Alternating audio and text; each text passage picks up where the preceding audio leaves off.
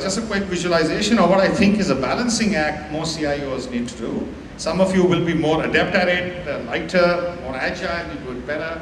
People like me on the wrong side of 40, get heavy-headed, becomes a little tougher. But essentially, you're trying to do impossible things.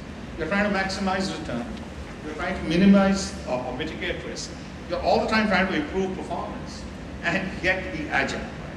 Right? To give you an example, when the tsunami hit us, we put out the ability on our ATMs to accept charity donations on ATMs in 48 hours. I'm sorry. Is somebody saying something there? Okay. So this is really the balancing act that we are required to do all the time. What are the challenges on the strategic side? All the factors of production are in fact a challenge. You have innovation happening, you have the customer.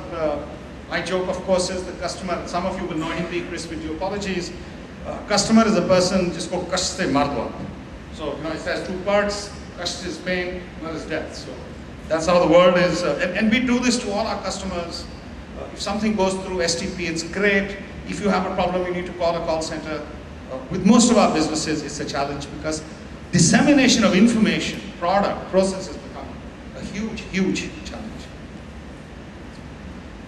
On the operation side, some small elements, but the big ones are the ones in LIDAC. You need to keep driving down costs. Krish could academically say, we won't talk about it, but it's real. And you need to keep improving the quality and the predictability of service. So every time you achieve a benchmark, that's your baseline, so to speak. You keep improving availability. The other ones are great because that's kind of business as usual. It needs to keep happening. It's hygiene. This is quite my favorite slide. I have a lot of friends who are from the technology community who tell us how wonderful these things are, and I'm always trying to think, why do I need them? How's it going to help me? Where does it impact my P&L? How does it de-risk my balance sheet? And unfortunately, I don't get answers in simple English that I would love to understand. But really, all of this, and I'm not going to read it out, on top of this, you overlay the people thing, which is skill sets. With all of this, with all these sexy technologies that all our partners introduce every 6 months, how do you remain up to speed? How do you know which investments you want to do? Are technology investments now capital expenditure or are they OPEX?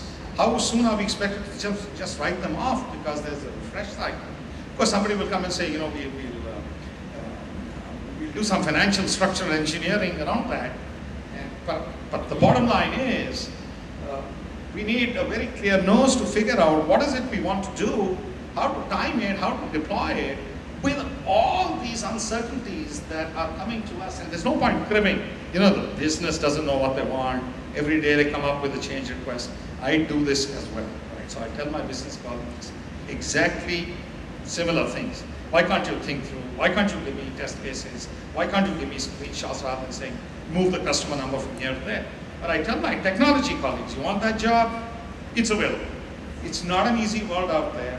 We need to understand the business. I think the biggest challenge for CIOs is to get their teams to understand the business they serve. So clearly CIOs in different industries are dramatically different creatures. In the telco world, I'm sure their world is different to mine. There'll be many things common, and yet it will be different. The important thing is, unless you know what you're trying to do, unless you identify with your business, unless your heart beats along with your business colleagues, you're going to be worse than this spaghetti. Okay, it's really a verbalization. True to my promise, I'm not going to read through all of this.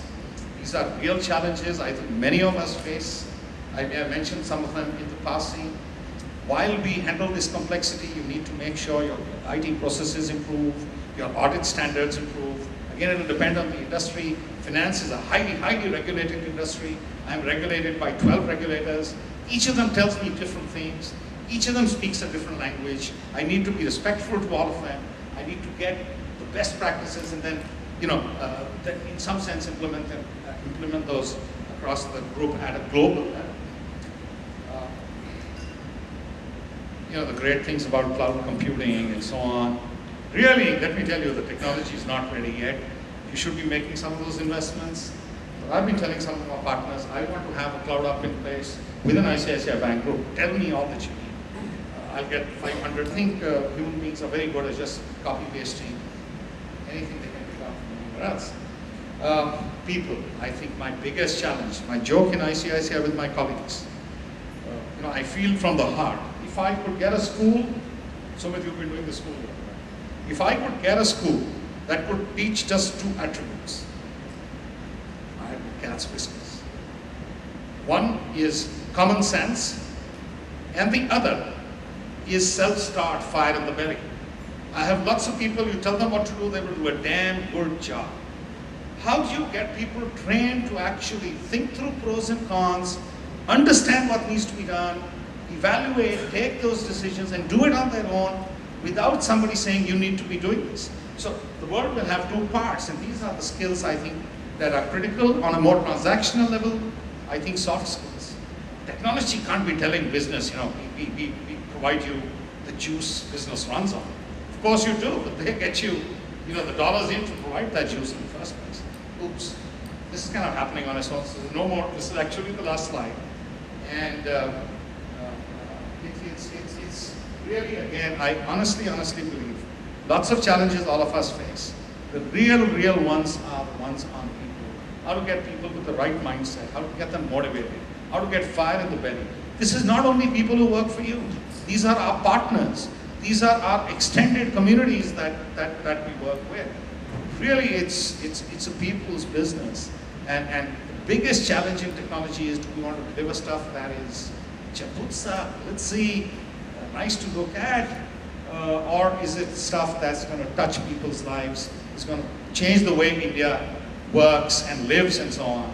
And while all of us do things which are good for our corporations, we need to take out 10-20% of our time in actually building for the future of not only our corporations, but the wider community. With that, gentlemen, ladies and gentlemen, thank you very much. We're very patient, and hopefully I was nearly on time. Not quite. Thank you very much.